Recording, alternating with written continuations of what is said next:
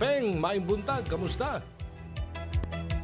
Mga buntag audio o sa tanang mga naminaw sa tibuok Pilipinas, magandang umaga po.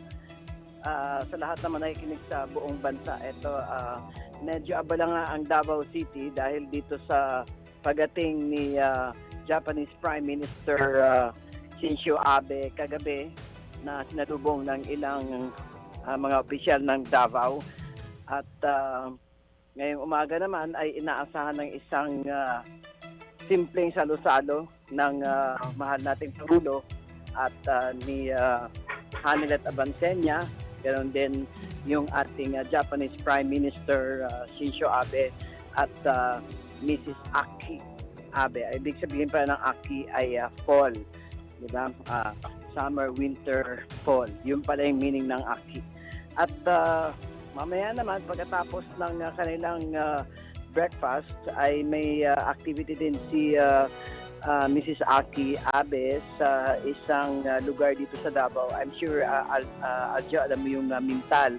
Ito yung tinatawag nating Little Tokyo dito sa Davao City, kung saan ay isa ito sa mga lugar kung saan dito nakahimlay yung mga Hapones nung panahon ng Hapon na namatay sa giyera at mga kamag-anak nito.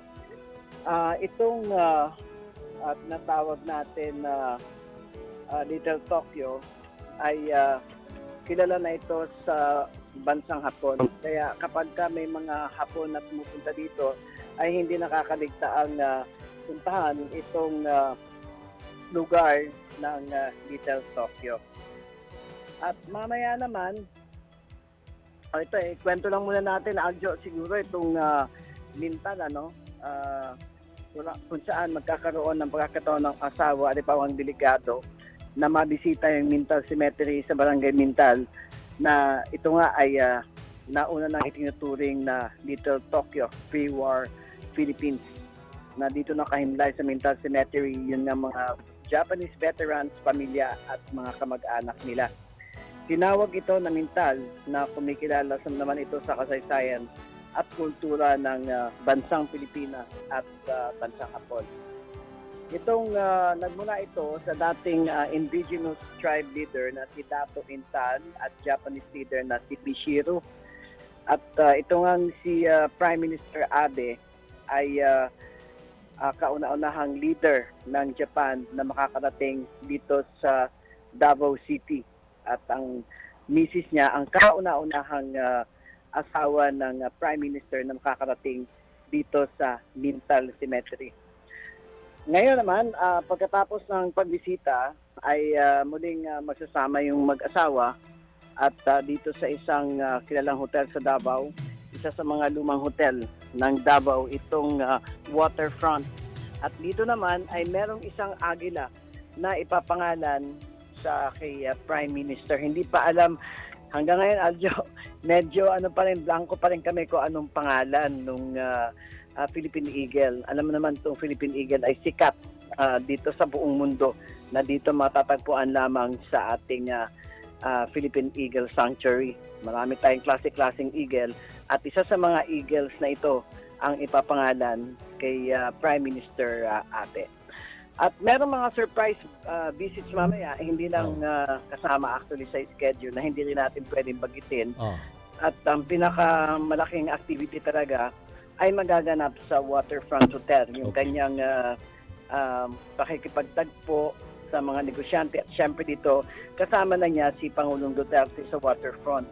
Kasama yung mga negosyante mula sa Japan at mga negosyante mula dito sa Mindanao.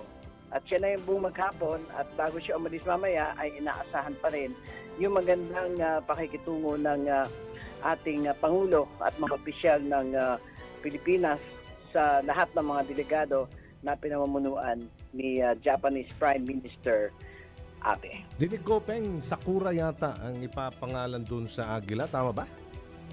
Yun na nga eh. Sakura. Hanggang kagabi, hindi ako nasagot, Aljo. Yun yung tinatanong ko. Kung alam mo yung Sakura, swerte mo.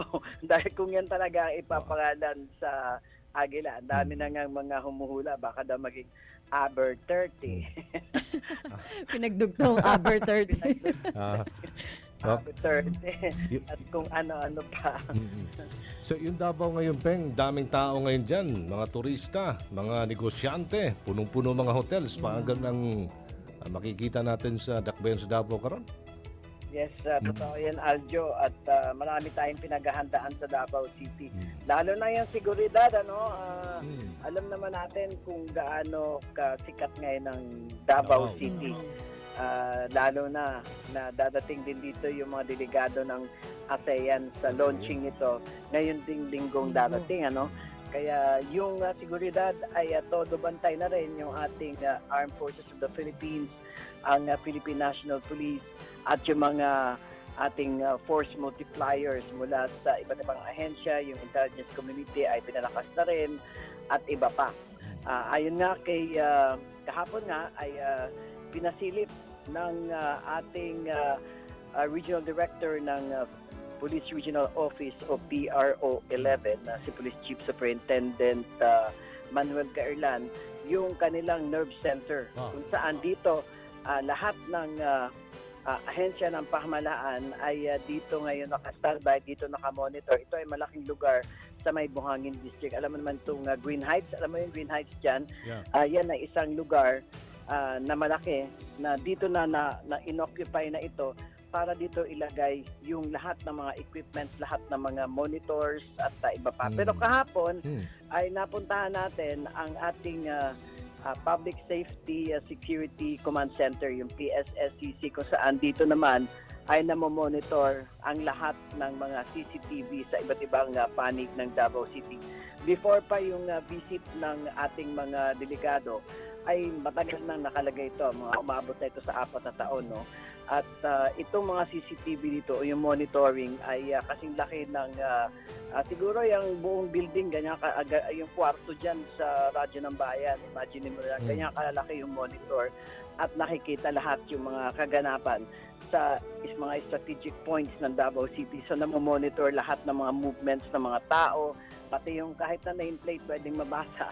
Sabi nga, kung halimbawa nasa isang detachment hanggang Kalinan District, alam niyo na kung gaano kalayo yung District of Kalinan, na ito ay kung mula sa downtown ay 1 hour away pa or less than 1 hour, no? Pero makikita mo na may yung mga may CCTV doon ay nakikita pa rin sa loob ng PSCC.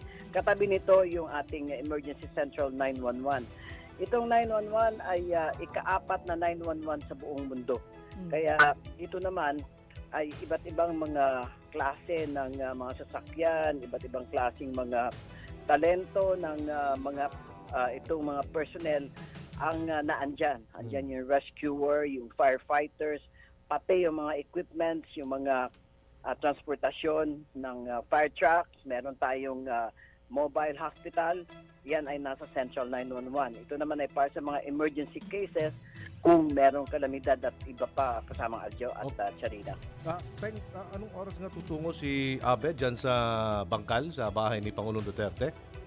Anytime this morning. Hindi natin pwedeng sabihin yung oras. Actually, wala yan sa schedule na ipinamahagi sa mga miyembro ng media dito. No? Pero yun nga ay magkakaroon ng almusal.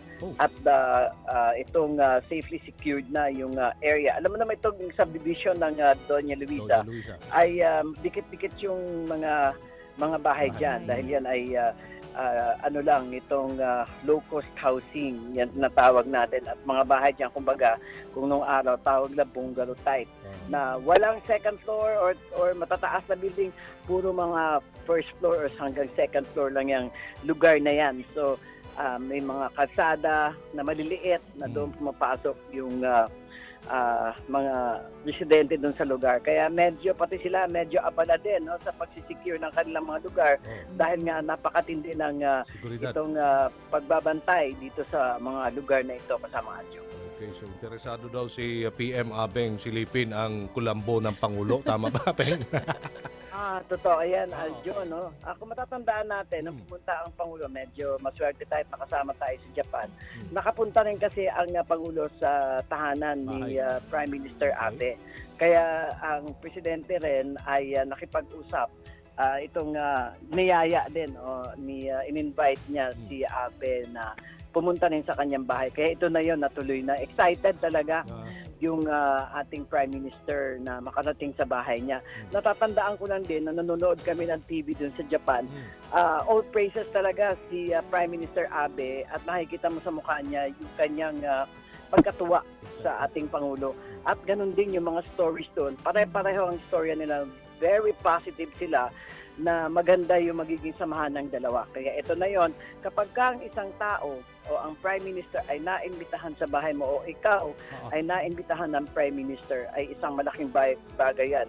Ibig sabihin ay maraming pwedeng mapag-usapan at magkakatulungan yung dalawa at talagang parang tunay na magkapatid ang magiging relasyon ng dalawang matataas na leader na yan na kasamang Aljo. Okay, thank you so much, Peng Alinio, Radyo ng Bayan Davao. Daghang salamat, may buntag, Peng.